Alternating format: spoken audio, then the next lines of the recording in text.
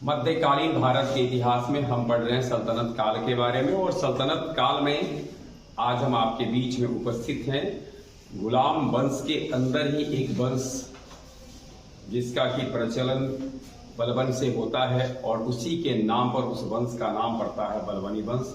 तो बलबनी वंश की कहानी 1265 से शुरू होकर 1290 ईस्वी तक की है। 1265 ईस्वी में नासिरुद्दीन महमूद की मृत्यु हो जाती है और नासिरुद्दीन महमूद की मृत्यु के बाद बलबन गद्दी स्थापना पर बैठता है, अर्थात सुल्तान भारत का बन जाता है। हालांकि वो विधिवत राज्याभिषेक 1266 ईस्वी में करता है, यानी अपना राज्याभिषेक को 1266 ईस्वी में करवाता है। थोड़ा सा हम जानते हैं बलबनी वंश के संस्थापक गयासुद्दीन बलबन के बारे में। गयासुद्दीन बलबन नाम है, गियासुद्दीन लिखते हैं, गयासुद्दीन भी लिखते हैं, पूरा नाम है। और ये उपाधि उसने प्राप्त की थी जब वो सुल्तान बन गया था। बलबन का बचपन का नाम बहाउद्दीन था। कहा जाता है बचपन में ही वह मंगोलों के हाथ लग गया, अपने पिता से, अपने घर से वह बिछुड़ जाता है। और जब वो बिछुड़ जाता है तो मंगोल उसको ले जाते हैं कालांतर में बगदाद, जो आज वर्तमान में इराक की राजधानी है, वहां ले जाकर उसे बेच देते हैं। क्या मंजर रहा होगा वह जब सुल्तान इल्तुतमिश के पैरों को पकड़े, उसके घोड़ों के द्वारा घसीटा जा रहा एक बालक उसे कहता है मुझे खरीद लो, मुझे खरीद लो, खरीद लो। फिर इल्तुतमिश पूछता है उससे तुम मेरे किस काम के हो? तो उत्तर देता है अपने लिए न सही, अपने गुलाम के लिए ही खरीद लो, यानी गुलाम का गुलाम बना दो, दास का दास बना लो, लेकिन मुझे खरीद लो। तब भला किसे पता था जिसे गुलाम का गुलाम बनाने के लिए जो जिद कर रहा था वो एक दिन सुल्तान बनेगा, इसका पता किसे था? हम एक नजर डालते हैं अपने पिता से बिछुड़कर गुलाम के बाजार में बेचे जाने से लेकर सुल्तान बनने तक के सफर पर। सबसे पहले इल्तुतमिश जब उसे खरीदता है, उसके बाद स्वाभाविक के प्रशिक्षित करता है और जब प्रशिक्षण को पूरा करता है तो इल्तुतमिश ने ही उसे तुर्क चालीसा दल में शामिल किया। ध्यान में रखना है वो चालीसा दल जिसमें वो सम्मिलित होता है, कालांतर में इस दल को भी खत्म कर देगा। वो तुर्क चालीसा दल में शामिल होता है 1233 ईस्वी में। इस ये जो सीक्वेंस है इसको ध्यान में रखना है। इधर उसका पद है या उसकी ओहदा और इधर जो दिखाई देगा वो सुल्तान है। किसके समय में अगर पूछा जाएगा कि तुर्क चालीसा दल में शामिल होता है, इल्तुतमिश के समय में 1233 ईस्वी। इल्तुतमिश ने ही उसे बाद में चलकर खासदार, सुल्तान का व्यक्तिगत सेवक बना देता है इल्तुतमिश उसको। और उसके बाद जब रजिया सुल्ताना गद्दी पर आसीन होती है तो रजिया के समीर में यह बन जाता है, समय में बनता है अमीर ए आखुर। अमीर ए आखुर पद होता था, अश्वशाला का प्रधान, अश्व घोड़ा को जहां रखा जाता है उसका, इस घोड़े का अमीर ए आखुर पद पर बैठता है बलबन रजिया सुल्तान के समय में। अमीर ए हाजिब सुल्तान से मिलने वाले व्यक्ति का जांच पड़ताल करने वाला अधिकारी, ये बन जाता है जब सुल्तान थे अलाउद्दीन मसूद शाह। अलाउद्दीन मसूद शाह के समय वह बन जाता है क्या, अमीर ए हाजिब। अमीर ए हाजिब का मतलब था कि जो व्यक्ति सुल्तान से मिलने आएगा उसकी परख करना, जांच करना कि क्यों आया है, किस मकसद से आया है, वो अपने साथ कुछ ऐसे अवैध अस्त्र शस्त्रों के साथ तो नहीं आ गया है और इस पद पर बैठ जाता है। अलाउद्दीन मसूद शाह ने ही उन्हें उसे एक और तोहफा दिया, उसे हांसी का सूबेदार बना दिया।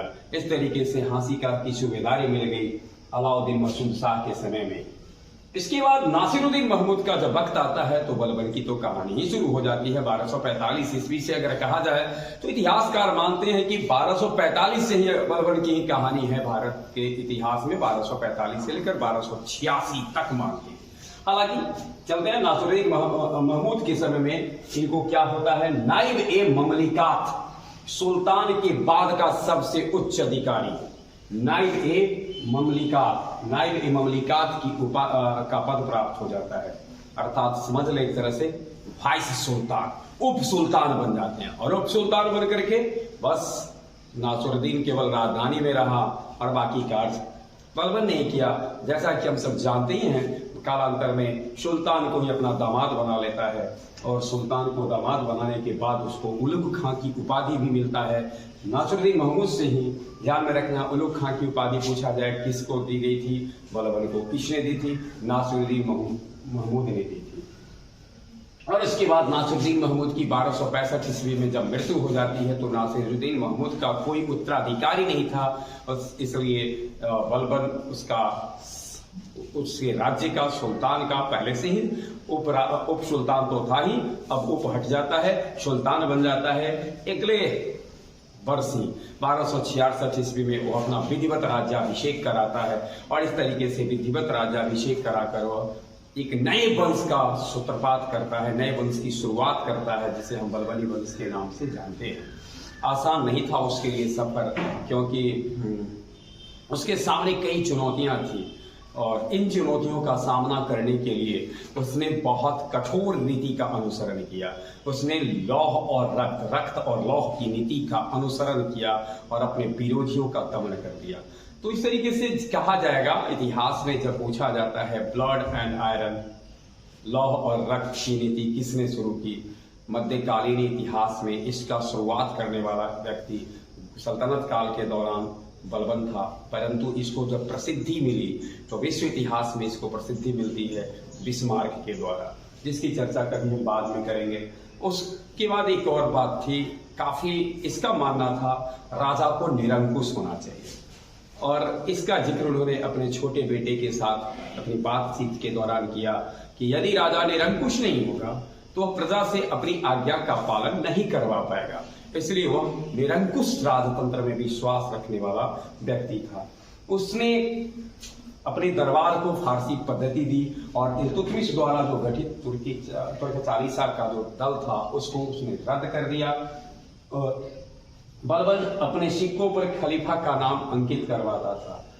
एक मंगोलों से उसका भय बना रहा और इस भय से उसने अपने सल्तनत की जो पश्चिमी उत्तर सीमा थी उसकी किलाबंदी शुरू किया। हालांकि मंगोलों के द्वारा किए गए आक्रमण में ही उसने अपने बड़े बेटे शाहजादा मोहम्मद खान को खोया था। अब इसकी चर्चा हम अभी आगे करते हैं। तो ये था बलबन का, जब उसने बैठा उसके साथ उसने किया।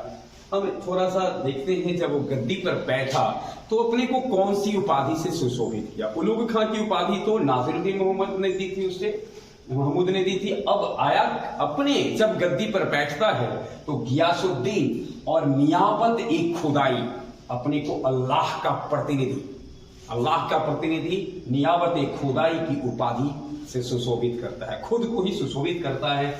और उसके बाद मानता था अपने को जिल्ले अल्लाह कहता था। जिल्ले अल्लाह भी कह सकते हैं। जिल्ले अल्लाह का अर्थ होता है अल्लाह का प्रतिनिधि धरती पर। तो अपने को ईश्वर का प्रतिबिंब मानता था, ईश्वर का प्रतिनिधि मानता था। उसको लगता था कि मैं ईश्वर का प्रतिनिधि हूँ, प्रतिबिंब हूँ इस धरती पर, और वह पैगंबर की बात अपने को समझता था। उसका मकबरा दिल्ली के महारौली में स्थित है और उसके 2 संतान थे, मोहम्मद खान और नासिरुद्दीन बुगरा खान। अब हम देखते हैं बलबन के कार्य को। बलबन के कार्य, बलबन दिल्ली का प्रथम सुल्तान था जिसने दरबार में इस्लामी प्रथाओं का प्रचलन आरंभ किया। अर्थात उसके जो राज दरबार होते थे इसमें इस्लामी प्रथा शुरू हुई। सिजदा करना, सिजदा यानी घुटनों पर बैठकर जो सिर झुकाने की प्रथा है, और साथ साथ पायगोश, सुल्तान के चरण चूमना जैसी प्रथाओं को आरंभ किया। फिर से एक बार देख लें, सिजदा और पायगोश। सिजदा घुटनों पर बैठकर सिर झुकाना और पायगोश सुल्तान का चरण चूमना, ये प्रथा प्रचलन में आया दरबार में बलबन के द्वारा। बलबन ने ईरानी त्योहार नौरोज या नौरोज भी कहते हैं, इसे मनाने की प्रथा की शुरुआत की। इसके अलावा उसकी जो सबसे महत्वपूर्ण कार्य थे उनमें से एक कार्य का समझा जा सकता है, उसने सेना विभाग का केंद्रीकरण करते हुए एक विशेष सेना विभाग गठित किया जिसका नाम था दीवान ए खारिज। दीवान ए खारिज की स्थापना उसने की और उस सेना प्रमुख के रूप में पहले सेना प्रमुख के रूप में बनाए गए इमादुल मुल्क, अर्थात बीरबल द्वारा बलबन के द्वारा अगर पूछा जाएगा कि बलबन के द्वारा जो सेना विभाग गठित किया गया था उसका नाम क्या था, तो नाम था दीवाने खारिज। उसके पहले प्रमुख कौन थे? इमादुल मुल्क थे। इसके अलावे उसने एक कार्य किया, जो सैनिक शहीद हो जाते थे, जो सेना मतलब युद्ध में जो सैनिक मर जाते थे, उनके आश्रितों को, उनके विधवाओं को मदद करना शुरू किया। इससे पहले ऐसा कुछ नहीं होता था, लेकिन इसने न केवल नकद वेतन देना शुरू किया, वरन उनकी आश्रितों को, उनकी विधवाओं को भी आर्थिक मदद देना आरंभ किया। इस तरह से कह सकते हैं कि बलबन ने सैन्य विभाग को काफी दुरुस्त किया। लोग उसमें आने लगे तो विश्वास था उनको कि मेरे मरने के बाद भी मेरे परिवार के जो मुझ पर आश्रित हैं उनको परेशानी नहीं होगी।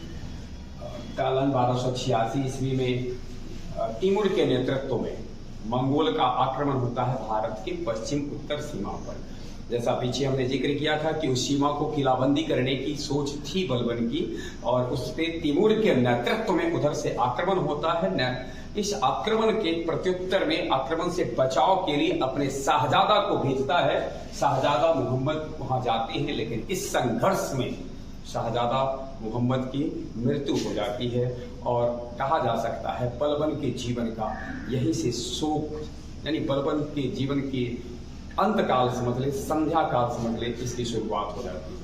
अपने पुत्र, जिसको कि वो अपना उत्तराधिकारी घोषित कर चुका था, उसकी मृत्यु के बाद निरंतर वह बीमार होते चला जाता है। लेकिन एक चीज और हमें ध्यान में रखना है, जिस चालीसा में इल्तुतमिश ने शामिल किया था तुर्क चालीसा दल में, जिसको तुर्कान ए चिहालगानी कहते हैं, इसके प्रचलन, इसका गठन किया था इल्तुतमिश ने। ध्यान में रखना है, तुर्कान ए चिहालगानी का गठन इल्तुतमिश ने किया था। यह 40 तुर्क सरदारों का एक विशेष दल था, इसलिए इसका नाम था चालीसा, तुर्क चालीसा दल था, और इसको बलबन ने समाप्त कर दिया। तो इस प्रकार जिसमें उसने अपने आने के साथ कदम रखा था दरबार में, शाही दरबार में, जब सुल्तान बना तो उसको उसने समाप्त किया। मैं चर्चा कर रहा था 1286 ईस्वी में शाहजादा मोहम्मद की मृत्यु हुई। उनकी मृत्यु के बाद, यानी उसकी मृत्यु के बाद बलबन ने उसे शहीद ए आजम की उपाधि दी। गौरतलब हो, हमारे राष्ट्रीय आंदोलन में अपने जिंदगी को होम कर देने वाले भगत सिंह को हम शहीद आजम कहते हैं, लेकिन मध्यकालीन इतिहास को जब हम पढ़ते हैं, सल्तनत काल को देखते हैं, तो शाहजादा मोहम्मद अपने सल्तनत की रक्षा के लिए अपने को शहीद कर दिया था, इसलिए बलबन ने उसे शहीद आजम की उपाधि प्रदान की। दो मशहूर साहित्यकार, दो अमीर खुसरो और अमीर हसन, शाहजादा मोहम्मद के ही संरक्षण में अपने साहित्यिक सफर को शुरू किया था। इस तरीके से कहा जाए, शाहजादा को शहंशाह बनने की, सुल्तान बनने का अवसर तो नहीं मिला, लेकिन उसने अपने पिता के सल्तनत के लिए उत्कृष्ट कार्य किए, उससे कार्य किए जिस पर पिता को नाज था, और जब पुत्र नहीं रहा तो वह शोक में डूबता जाता है। लगभग 1286 ईस्वी में ही उसकी मृत्यु हो जाती है। 1286 से 87 ईस्वी के बीच में बलबन की मृत्यु हो जाती है। इस प्रकार से जब बलबन की मृत्यु होती है तो उसके दरबार के लोगों ने 40 दिनों का, दरबार के अधिकारियों ने 40 दिनों का एक शोक रखा। तब के समय में कह सकते हैं, आज हम उसको कहेंगे राष्ट्रीय शोक, लेकिन तब सल्तनत शोक था। ये कहानी थी गयासुद्दीन बलबन की। बने रहे हमारे साथ, हम इसी तरह से आपके बीच में सल्तनत काल की कहानी के साथ उपस्थित होते रहेंगे। धन्यवाद।